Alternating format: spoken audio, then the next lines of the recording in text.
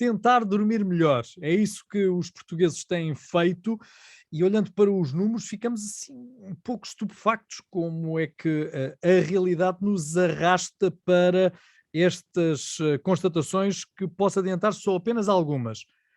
Acredita-se que 1 milhão de portugueses possam sofrer de síndrome de apneia do sono. O doutor João Carlos Vinca é pneumologista, estuda o sono há muito tempo. Será possível que andemos a dormir mal e que pouco ou nada saibamos sobre como dormir melhor? Eu penso que o sono tem sido um bocadinho relegado para uma segunda, enfim, não é protagonista, digamos assim, nas nossas entrevistas clínicas. Eu diria que o sono é um sinal vital, tal como a gente tem que perguntar aos nossos doentes se comem bem, se têm apetite, se não perderam peso, também temos que perguntar obrigatoriamente se dormem bem e se sentem que o sono é reparador. Portanto, eu acho que começamos por aí, alguma falta, se calhar, de atenção por parte dos profissionais de saúde, que muitas vezes não fazem as perguntas-chave. E isto deve fazer parte da rotina, não é? Em qualquer consulta, perguntar se a pessoa dorme bem ou não dorme bem. E aquilo que nós constatamos, se perguntarmos, é que uma grande fatia da nossa população dorme mesmo muito mal. Julgo E que a se o apneia é fizéssemos, apenas doutor, uma das doenças. julgo que se o fizéssemos agora, neste preciso instante, se fôssemos indagar algumas das pessoas que estão na nossa área geográfica próxima, se têm dormido bem, as respostas invariavelmente andariam se calhar dormir mais um bocadinho, tenho deitado tarde, não percebo porquê, mas tenho insónias e por aí fora. Porquê é que agora atingimos este nível? Porque estamos com uma vida mais estressada?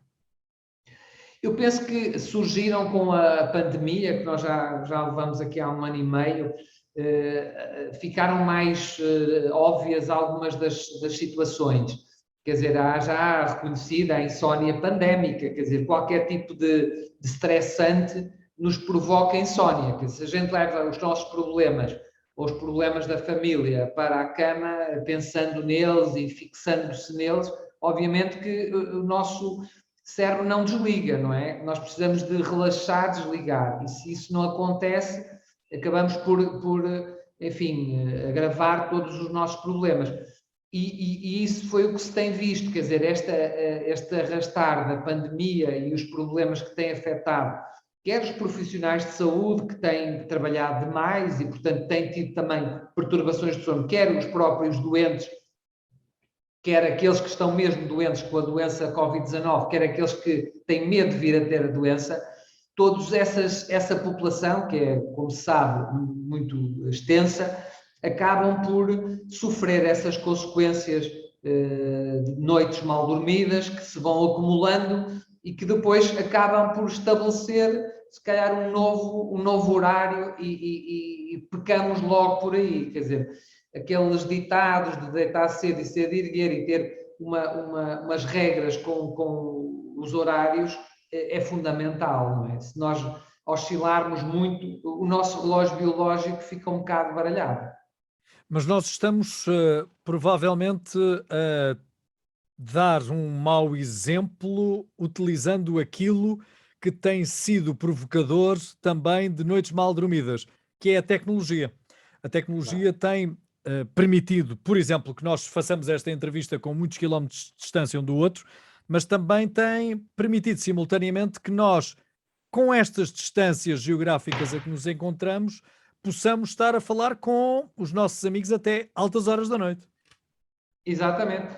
E isso tem acontecido cada vez mais, webinars de pessoas que estão, enfim, alguns na Ásia, outros que estão nos Estados Unidos, certamente que com horários completamente desfasados, e isso, de facto, é uma das razões para começarmos a interferir com os nossos ritmos circadianos, não é? Todos nós temos mais ou menos geneticamente determinado o nosso perfil. Quer dizer, nós sabemos hoje em dia que há pessoas que nós chamamos os mochos, que gostam de trabalhar à noite, que estão mais, portanto, o seu relógio biológico, os seus genes que determinam estes horários estão mais regulados para o tempo mais noturno, enquanto que há outras pessoas que são as cotovias e que estão mais adaptados a trabalhar mais cedo e à noite, pronto, irem para a cama mais cedo. E nós temos que respeitar estas tendências, porque isto é geneticamente determinado. Se nós entramos em conflito com estas tendências,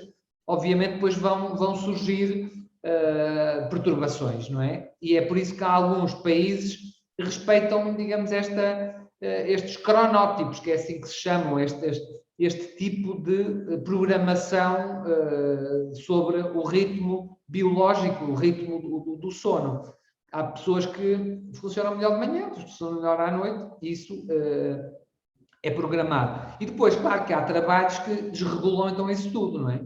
Sabemos hoje em dia que quem trabalha por turnos acaba por ter certamente depois as consequências, que é desregular completamente o início do sono, e isso tem consequências biológicas, quer dizer, nós sabemos que quem dorme mal e dorme pouco e tem estes ritmos alterados, por exemplo, tem mais tendência para ter depressão, tem mais tendência para ter obesidade, tem mais tendência para ter infecções, porque o sono tem este papel, digamos, biológico fundamental de equilíbrio do nosso organismo, digamos. É durante o sono que se processam determinados, digamos, sessões biológicas que são fundamentais para nós recuperarmos de um dia, não é? Por exemplo, há quem fale muito da questão do Alzheimer. O Alzheimer e a demência é muitas vezes porque há acumulação, digamos, de lixo no cérebro, por exemplo, amiloide, que são substâncias que se vão acumulando e que normalmente são limpas com o sono. Quer dizer, todos esses produtos que se vão acumulando, se nós não deixarmos que haja tempo suficiente para haver uma boa limpeza, uma boa lavagem, eles vão se acumulando e podem surgir consequências sérias, que são, por exemplo, as demências e o Alzheimer. Isso já está bem estabelecido. O mercado de trabalho provavelmente não está preparado para aceitar como desculpa eh, um trabalhador chegar ao seu posto de trabalho e dizer-se: olha, eu sou moço, não posso entrar às 9, tenho que entrar às 10 ou às 11, porque com certeza que a entidade patronal não o vai entender, não é? Ora bem, é uma boa questão. Nós sabemos que há determinadas empresas, os americanos já levam isto mais a sério do que nós, que preenchem, digamos, quando a pessoa entra ao trabalho, preenche um questionário que serve para exatamente definir este cronotipo e, portanto, obviamente vão adaptar o horário de trabalho para essas pessoas, porque sabem que isso vai aumentar a produtividade, não é? Dessas pessoas, quer dizer, ter um mocho a trabalhar durante o dia é uma desgraça total. Essa pessoa não vai ser rentável, vai andar cansada, vai andar a tomar café o dia todo, vai andar mais estressado. E, portanto, obviamente que isso era o ideal, era poder adaptar, digamos, o horário de trabalho a este cronotipo. Sabemos que isso não é muito a prática corrente, mas há algumas empresas que se preocupam com isso. E os americanos, nesse aspecto, têm tido essa preocupação. Mais cedo ou mais tarde também conseguiremos atingir essa plenitude, o que nos permite também ter um melhor desempenho profissional, como percebemos. Eh, Tem-se também como senso comum que dormir 8 horas serve para toda a gente recuperar o seu sono. Isso será verdade, mas não é para todos, não é? Tal e qual, Jorge. É de facto a média, digamos, o tempo do sono que nós precisamos está distribuído com uma curva de Gauss, em que há ali no meio uma elevação, que são as tais 8 horas, onde a maioria de nós encalha, mas depois há outros que com 7, ou com 6, ou com 5, poderá ser suficiente, e outros que um bocadinho mais, de 8h30 a 9 horas. Quando as pessoas me perguntam, mas doutor, quantas horas é que eu devo dormir? Aquilo que eu lhes respondo é sempre, olha, quantas horas é que precisa dormir quando está de férias? Normalmente essa é a melhor altura, porque nós não estamos com os despertadores a tocar, ou pelo menos não precisamos tanto deles. Portanto, se nessa fase das férias, em que a pessoa está relaxada, não tem esses constrangimentos, diz que precisa de 8 horas, ou que dorme habitualmente 8 horas, deve ser essa quantidade de horas que que deve dormir no seu dia-a-dia. Porque há muita gente que acha, não, mas isso só consigo dormir ao fim de semana. Durante a semana durmo 7 ou durmo 6 e depois compenso tudo ao fim de semana. Ora bem, isso é o maior erro. Essa dívida de sono que nós vamos acumulando ao longo da semana, nunca a iremos recuperar. Portanto, aquilo que as pessoas julgam, ao sábado e ao domingo eu durmo 9, 10 horas. Não, aquilo que nós dormimos a partir das 8 horas é um bocado de lixo. É bom para relaxarmos, se calhar, os músculos, porque estamos cansados da semana de trabalho, mas para, digamos, recuperar o nosso cérebro e para pô-lo em forma, mais do que 8 horas, em princípio, não é necessário. Salvo, de facto, aqueles que nós chamamos os long sleepers, que precisam de um bocadinho mais, e os short sleepers, como é o exemplo do nosso presidente, que é um short sleeper, mas que são, de facto, muito pouca gente que é short sleeper. Há muito pouca gente no mundo que tem essa possibilidade de dormir apenas 5 horas e conseguir ficar fresco e ficar leve e conseguir ter a rentabilidade total. Doutor, mas há hipótese de regenerar alguma coisa dormindo uma pequenina sesta a meio do dia? Essa é uma excelente pergunta. Aquilo que nós, de uma forma geral, consideramos é que nós temos um sono monofásico, isto é, temos apenas um tempo em que dormimos as tais 8 horas. E depois há aquelas pessoas mais do sul da Europa e nossos hermanos, têm um sono monofásico, que tem uma parte da noite, depois tem uma parte da sesta. A sesta é fisiológica. Portanto, dormir depois da hora do almoço, depois das 2 da tarde, há ali de facto um pico de sonolência que é normal. Dormir aí 30 minutos, 20 minutos, quem pode, é benéfico e deve ser, se puderem, deve ser utilizado. Agora, se nós roubamos o tempo total da noite e vamos dormir uma sesta de 1 ou 2 horas, aí estamos, se calhar, a não fazermos bem, porque vamos perder um bocado do sono que é o mais rentável, que é o sono noturno, e portanto, muitas vezes ficamos com pouco sono. As pessoas que se dormem muito durante o dia, depois à noite não têm muito sono. Eu sei que o Jorge é muito fã de um autor que escreveu o Nick Little Hallen, acho eu, que é assim que se chama, e que ele é um coach do sono. Ele defende uma coisa que até o Leonardo da Vinci defendia, que é o sono polifásico, que é a pessoa ir dormindo cestas ao longo, 6 cestas ao longo do dia, prefazendo um tempo total de sono de 6 horas, e que acha que com isso consegue que os seus atletas tenham melhor rentabilidade. Isso é algo que muita gente faz e que diz que se sente muito bem com isso e até tem melhores performances a nível desportivas, mas é algo baseado muito pouco na ciência. Nós temos muito poucos dados científicos a demonstrar isso, percebe? Portanto, há poucos ensaios bem feitos, bem estudados a demonstrar isso. Mas o que é facto é que há muita gente que diz que sim, que se sente bem e que a sua performance melhora e pronto, e que acaba por ter o dia com mais horas para poder usufruir, não é? Que em vez de só 18 ou 17 tem 20 horas ou 21, não sei. Falta quantidade para conseguirmos constatar que esse método, que essa tese pode de facto vir a colher bons resultados para toda a gente. Falou há pouco na sesta e sabemos que junto das crianças há uma fase de desmame da sesta. Qual é o seu parecer a este respeito? Devíamos deixar mesmo as crianças dormir à tarde, um pouco à tarde, para depois terem a tal regeneração para o resto do dia? É uma ótima pergunta. Portanto, as crianças e os lactentes, os bebés, têm esse chamado sono polifásico, não é? Aliás, como alguns animais, é normal, andam a dormir o dia todo, várias cestas, e depois têm o tempo major durante a noite. Portanto, as crianças a partir de determinada idade, a partir dos 7 ou 8 anos, provavelmente já não precisarão tanto da sesta, mas eu diria que até aos 5 anos, que era relevante, se fosse possível, dormirem a sesta.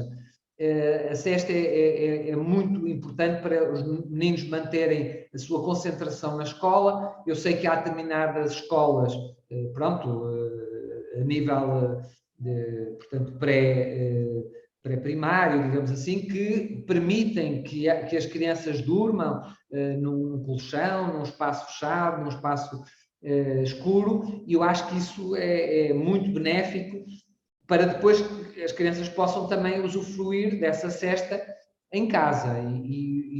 O problema é que os meninos, mesmo em tenra idade, começam já a ter muito acesso às tecnologias, e eu acho que as tecnologias estão a competir muito com esta sesta, quer dizer, as crianças estão expostas aos ecrãs muito cedo, e isso acho que vai ser um risco muito grande no futuro próximo, que vai competir completamente com a sesta, porque, enfim, as crianças começam a perder esse hábito e elas depois começam a ficar muito mais irritáveis, e a gente nota isso, quer dizer, quando a criança não dormiu a sesta e não teve um sono em tempo suficiente, anda o dia todo super nervoso e super irritado. E a questão do tempo do sono é fundamental. Uma criança até aos 3 anos tem que dormir 10, 11 horas. E eu acho que nós, e pelos dados que temos verificado, há uma tendência cada vez para as crianças dormirem muito menos do que isso. E um adulto jovem precisa dormir 8, 9 horas. Quer dizer, antes de atingir a maioridade, precisa dormir 8, 9 horas. E quem é que dorme 8, 9 horas? Muito poucos, muito poucos. Não vamos ainda diabolizar a evolução tecnológica, falaremos sobre ela um bocadinho mais à frente. Gostava de regressar ao número de horas que devemos dormir. Já apontou 2 franjas de idade importantes, a infância e a idade adulta. Nos mais velhos, diz-se que não dormem de noite, não conseguem dormir de noite. Talvez porque andam a dormir de dia? Tal e qual. Isso acontece, ora bem, a partir dos 65 anos, 70 anos, provavelmente 6 horas, 6 horas e meia é mais do que suficiente. E o que acontece muitas vezes é que se a pessoa se deitar muito cedo, e há alguma tendência para as pessoas nesse grupo etário, dos 70, 80, deitarem-se sobre as 10, 10 e meia, o que vai acontecer é que às 4 e meia, 5 e meia da manhã já dormiram as tais 6 horas. E, portanto, bum, abrem os olhos, ficam super despertos e dizem aos filhos ou aos netos, olha, eu já não tenho mais sono nenhum. Ora bem, isso muitas vezes é meio caminho andado para começarem a tomar comprimidos para dormir. Porque os familiares, ai meu Deus, agora anda no meio da casa, feito zombie à noite, às 5 da manhã. Ora bem, é importante, de facto, ajustar os horários precisamente para que não aconteça isso, para que ao fim de 6 horas, 6 horas e meia de sono, os nossos mais velhos, os nossos idosos, não acordem às 5 da manhã e depois não têm sono. Portanto, é preciso ajustar um bocadinho a hora de se deitar. E então, se eles dormirem uma sesta longa, que é o que às vezes acontece, de 1, 2 horas, ora bem, vão roubar mais uma vez o tempo total do sono noturno e, portanto, acordam logo muito cedo. E a tendência depois é começarem a tomar os hipnóticos, os indutores de sono, as benzodiazepinas, que isso é, de facto, um dos nossos problemas de saúde pública. Nós somos o país da Europa, ou se calhar até do mundo, que mais consome indutores do sono. De facto, é assustador. E muitas vezes em automedicação ou por aconselhamento de vizinhos, familiares ou amigos, não é? Tal e qual, tal e qual. É muito comum isso acontecer, quer dizer, a esposa, o marido já toma o seu calmantezinho e ele vai começar a tomar. O que acontece é que esses fármacos têm essa perversidade, é que são muito aditivos, quer dizer, se a pessoa começar a tomar todos os dias, ao fim de 15 dias, 3 semanas, já está dependente. Dá uma falsa sensação de que a pessoa dorme melhor, o que não é verdade, e a pessoa não consegue deixar de tomar, porque se não tomar naquela noite, anda mais estressado porque lhe falta, é tal privação, tal síndrome de privação. E isso depois entramos aqui num ciclo vicioso, que é aquele medicamento já não está a atuar, tem que se aumentar a dose, depois passa para outro mais forte, com efeito mais longo, e não saímos daqui. De facto, é uma situação muito comum na prática clínica. Nós temos pessoas dependentes de medicamentos para dormir, que lhes estão a fazer muito mal. Aliás, aquilo que nós sabemos hoje em dia desses medicamentos é que, se tomados por longos períodos, aumentam o risco de fraturas dessas pessoas dessa idade. Porquê? Que a pessoa acorda à meia da noite, 4, 5 da manhã, para ir ao quarto de banho e tropeça, ainda está sob o efeito do medicamento, porque esses são indutores do sono, mas também são relaxantes musculares, e a pessoa não está com os reflexos tão vivos, tropeça no tapete, cai e tem uma fratura do colo do fémur. E isso é, de facto, uma coisa dramática, não é? E sabemos de mais acidentes. Por exemplo, os acidentes automóveis, de automóvel também estão no rol dos acidentes que muitas vezes são provocados por sonolência, mas há também acidentes de trabalho para quem tenha trabalhos mecânicos, por exemplo, quem esteja em trabalhos em linha, não é? E que também por sonolência acabe por ter graves lesões. Eh, Nesses casos, nos casos de, por exemplo, condutores de longo curso, no caso de trabalhadores fabris, não é mesmo recomendável que haja alguém da parte das entidades patronais que esteja atento, esteja desperto, no caso, para as respectivas funções? Sem dúvida, Jorge, é uma ótima observação. Há, por exemplo, legislação nos nossos irmãos brasileiros, no estado de São Paulo, por exemplo, qualquer taxista, qualquer motorista de pesados, antes de começar a sua atividade, é obrigado, por defeito, a fazer um registro poligráfico do sono, a fazer um estudo do sono, exatamente para despistar, por exemplo, a apneia do sono, que o Jorge falou no início do programa, mas para despistar outras patologias e que são muitas vezes responsáveis por acidentes de viação. Se nós diagnosticarmos precocemente essa patologia, vamos reduzir os riscos. Sabemos que vamos reduzir os riscos de acidentes de trabalho, de acidentes de viação, etc, etc, etc. Portanto, é fundamental haver essa proatividade. Eu sei que algumas empresas se preocupam mais. Por exemplo, eu diria que era fundamental motoristas de materiais perigosos, todos eles deveriam fazer esse rastreio, porque é de facto uma das profissões de maior risco, tal como, por exemplo, os maquinistas, não é? Há um estudo feito cá em Portugal que entrevistou maquinistas da CP, já foi feito há alguns anos, e mostra precisamente uma alta taxa de sonolência nos maquinistas, e muitos dos maquinistas certamente que terão não só fruto do trabalho por turnos, mas também das doenças que estão por diagnosticar, nomeadamente a apneia do sono, que é muito comum, é uma das doenças mais prevalentes e que deveria ser diagnosticada. O que vamos fazer para que os portugueses, e alguns vão estranhar esta minha pergunta, percam peso para dormirem melhor? Ora bem, é uma ótima questão porque está interligada, não é? Nós sabemos que quem dorme pouco e quem dorme mal, a tendência é aumentar de peso. Sabemos hoje em dia que as hormonas que estão ligadas à saciedade diminuem a quantidade quando se dorme pouco. E, portanto, quem dorme pouco e quem dorme mal tende a comer mais e, portanto, tende a engordar. Portanto, hoje em dia, a epidemia da obesidade, que é outra das epidemias que nós enfrentamos, não só infantil, mas também dos adultos, pensa-se que está muito ligada também à privação do sono que toda a gente é submetida. Portanto, melhorar a qualidade do sono, melhorar a quantidade do sono, vai melhorar também a questão do peso e vai ajudar as pessoas a reduzirem o risco da obesidade.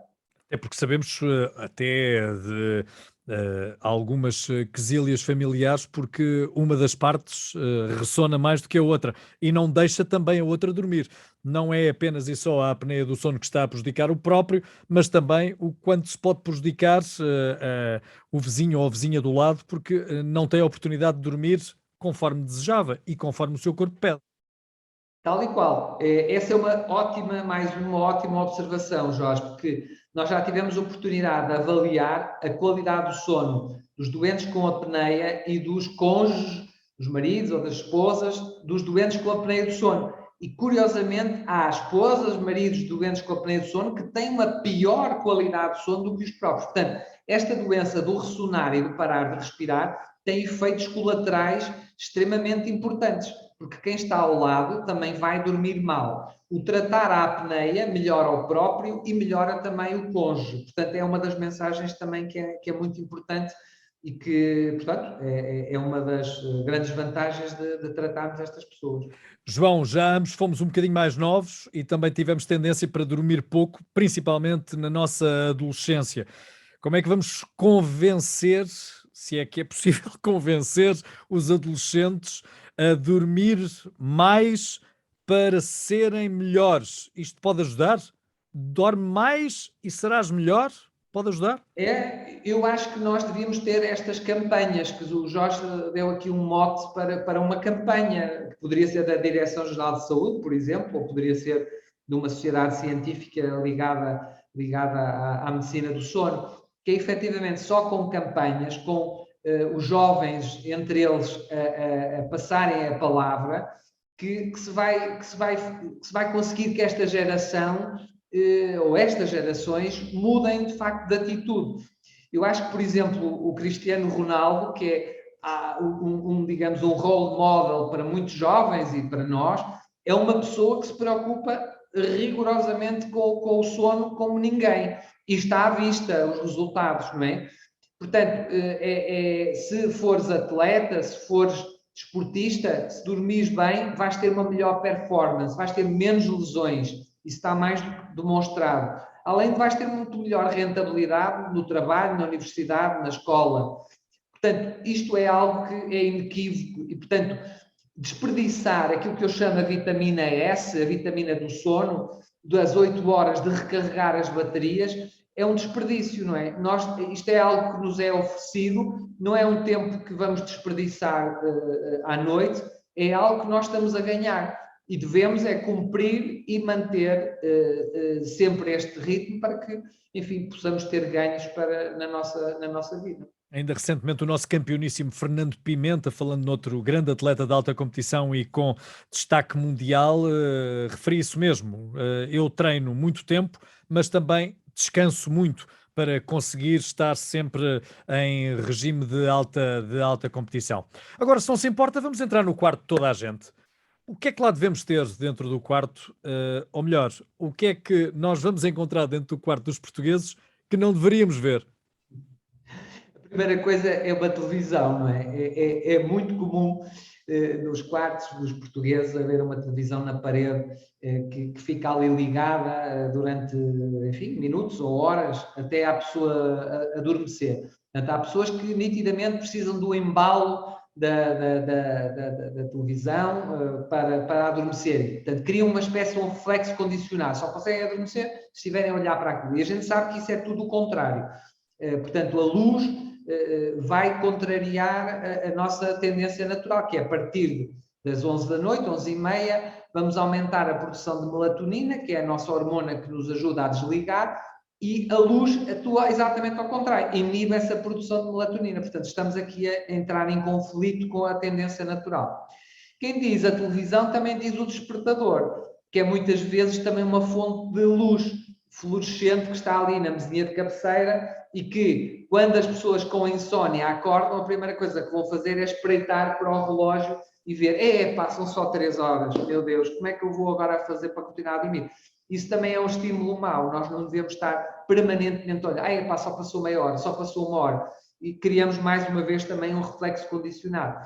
Aquilo que é importante que o nosso quarto tenha é as melhores condições de insonorização e de temperatura o mais estável possível, 20 graus, não esteja muito quente nem muito frio. Se nós tivermos frio, vamos ter dificuldade em adormecer. Com o calor, eu falo por mim, tem muita dificuldade em dormir. Portanto, um quarto temperado é o ideal. Bem escuro, bem sonorizado, enfim, serão as condições ideais para nós termos uma boa qualidade de sono. Oh, João, não sei se foi de propósito. E o que é que fazemos a isto? O que é que fazemos ao telemóvel? Pois é. Essa é uma das coisas que há muita gente que põe ao lado da almofada, não é? E isso é algo de assustador.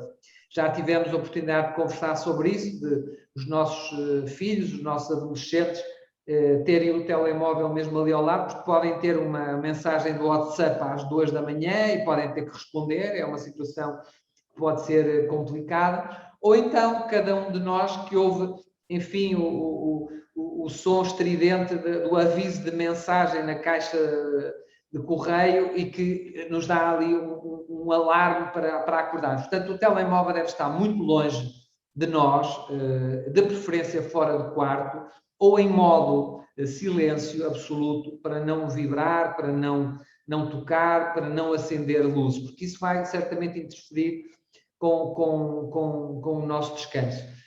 Portanto, é um dos principais inimigos. Eu diria que o telemóvel, os ecrãs azuis, estão hoje em dia, são muito do risco de insónia nos jovens, e esta dependência dos ecrãs é extremamente preocupante, não é? Hoje em dia nós sabemos que os nossos adolescentes têm dependência à internet através dos telemóveis, e essa luz azul vai contribuir certamente para o estabelecimento de uma insónia que depois pode se tornar num processo crónico difícil de controlar.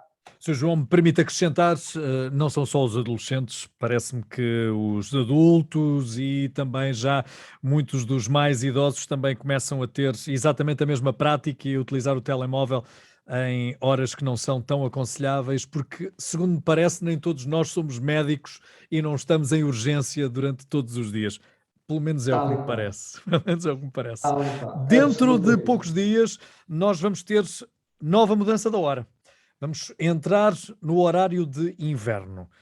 Muito se discute, ou sempre se discute na altura em que muda o horário, ou de inverno ou de verão, se vale a pena estarmos a mudar esta hora ou se devemos estabelecer uma como definitiva. Que opinião é que tem sobre esta alteração? Eu acho que não se devia mudar a hora. Eu acho que não se devia mudar a hora. O mudar a hora, curiosamente, está associado a perturbações.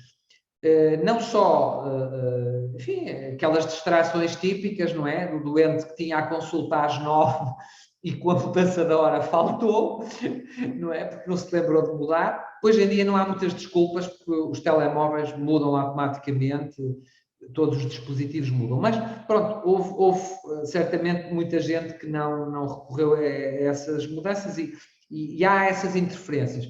Aquilo que nós sabemos, curiosamente, é que há pessoas que têm dificuldade em se adaptar, do ponto de vista biológico, a essas mudanças. Portanto, é uma espécie de um jet lag que é criado com essas trocas e que às vezes dá origem a complicações. Está descrito que nestes períodos de mudança de horas, sobretudo esta mudança de hora para o horário de inverno, traz com ele maior número de infartos, maior número de tromboses, o que é uma coisa completamente estranha para digamos, um leigo. Mas porquê? Portanto, é exatamente porque este sono, o que vai acontecer é que nestas primeiras semanas, ou os primeiros dias da mudança horária, vamos dormir menos, e o que vai acontecer é que esse dormir menos pode provocar alguns destes episódios de algumas, enfim, patologias cardiovasculares que estão muito associadas também aos ritmos do sono. E, portanto, o que era mais prudente era conseguirmos mantermos o mesmo horário, não termos que mudar. Mas pronto, eu sei que as questões económicas estão muito importantes, por causa de pouparmos alguma energia, etc, etc. E tudo isso pesa muito, e acho que a União Europeia, acho que foi há 1 ano, há 2 anos, houve até uma sondagem a nível europeu, quem é que achava, quem é que não achava, e acho que isto foi um bocadinho equilibrado. Se bem me lembro, a votação foi um bocado equilibrada. Houve muita gente que não gostava desta mudança de hora. Bom, e não se trata apenas, e só já percebemos, de ter ou não preferência por termos mais dia de manhã ou termos mais dia ao final da tarde. Trata-se mesmo de uma questão de saúde pública e talvez esta discussão fosse mais uma vez entregue a quem a estuda do que propriamente ao decisor político. Mas vamos um bocadinho mais à frente. Vamos pensar naquilo que todos nós podemos, na prática, passar a fazer para termos uma melhor e aqui está o palavrão que ninguém julgava que se pudesse utilizar, no sono, para termos uma melhor higiene do sono.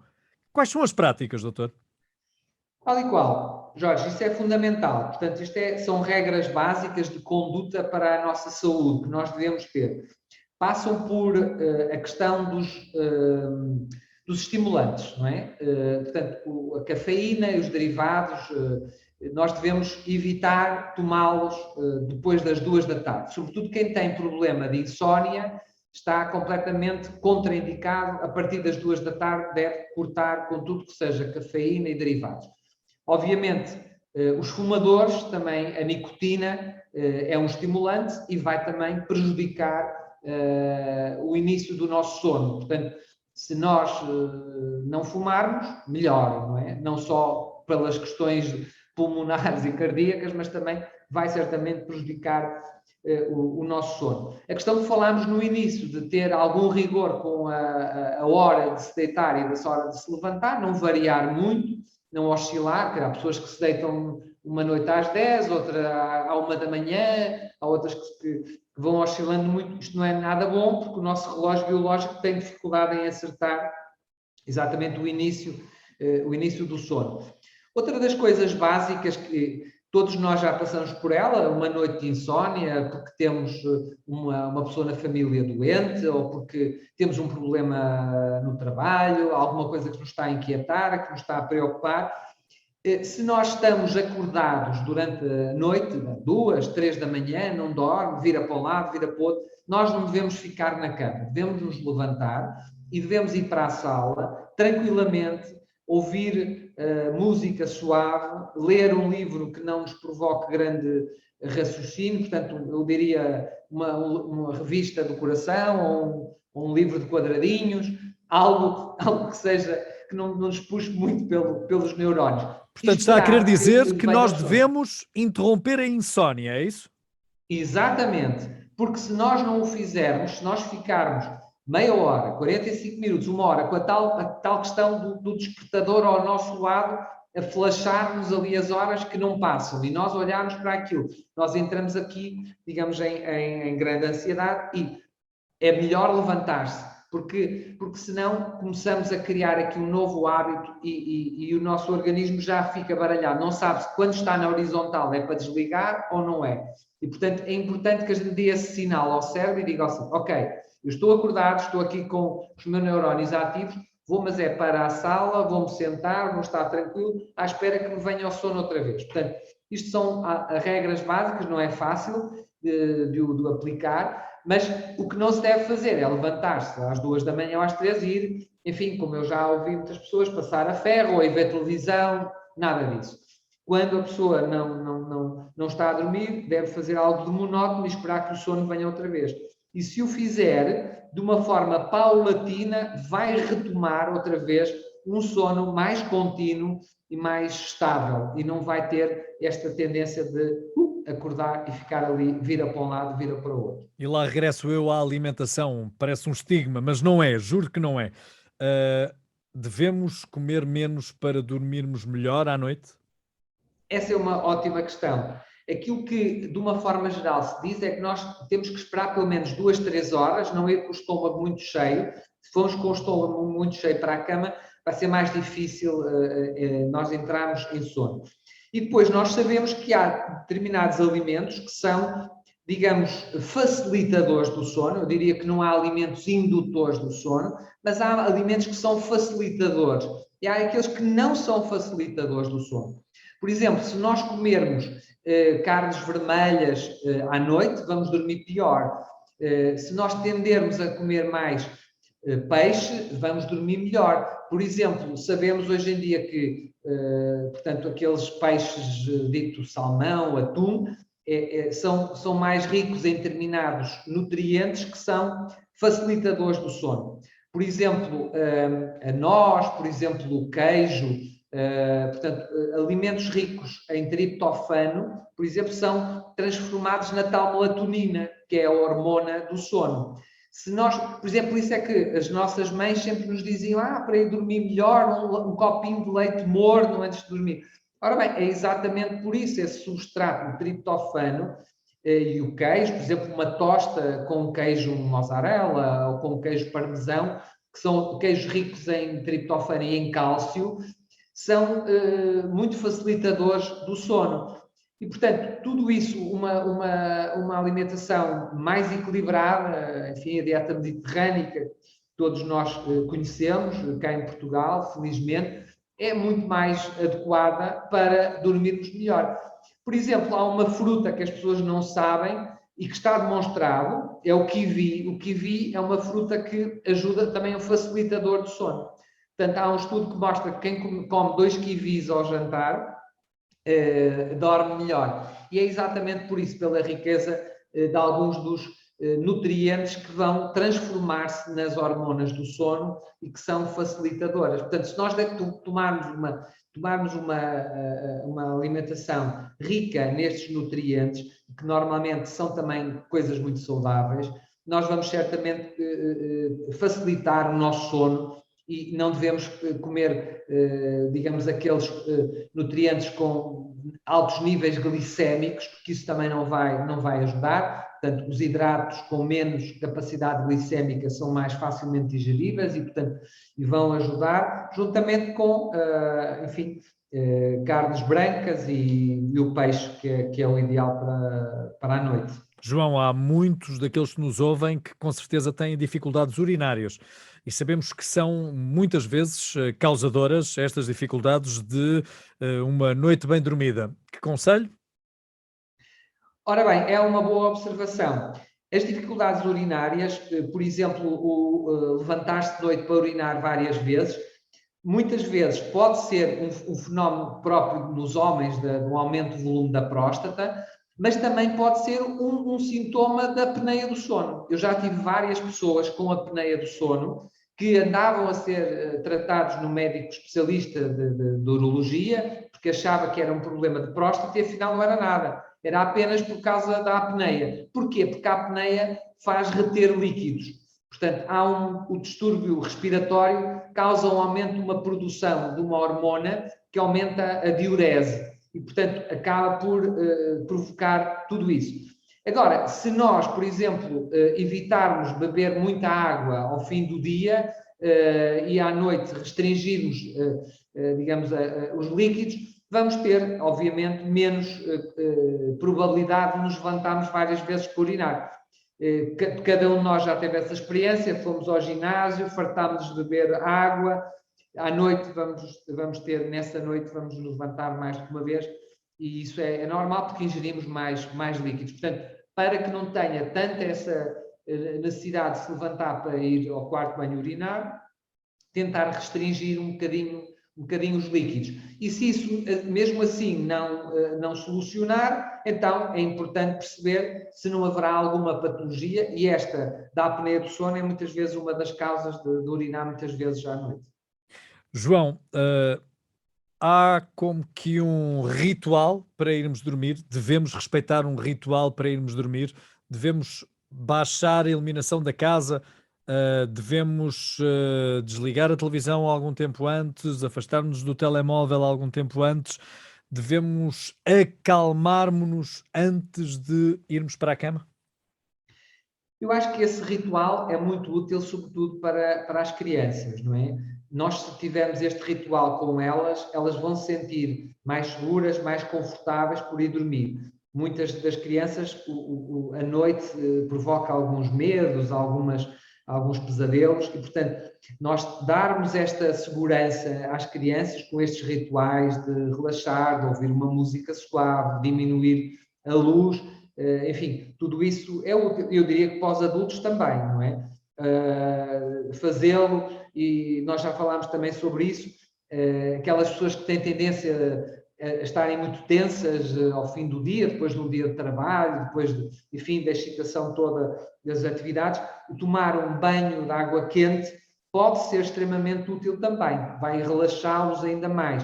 Eu costumo dizer, para adormecer é importante desconectar do ponto de vista mental, mas também desconectar do ponto de vista físico, relaxar, ter aqui o corpo menos tenso, menos contraturas.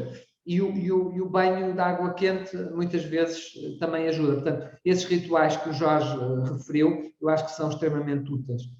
Uma última questão para concluirmos esta nossa conversa. Se dormirmos melhor, se tivermos bom sono, temos uma maior propensão para sermos mais esclarecidos e para sermos mais felizes?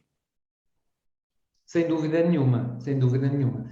Eu acho que nós temos muitos ganhos do ponto de vista cognitivo com uma boa higiene do sono, com um número de horas de sono suficientes, com sono contínuo, portanto, a qualidade, a quantidade e a continuidade do sono são os 3 pilares fundamentais. Temos que os preservar.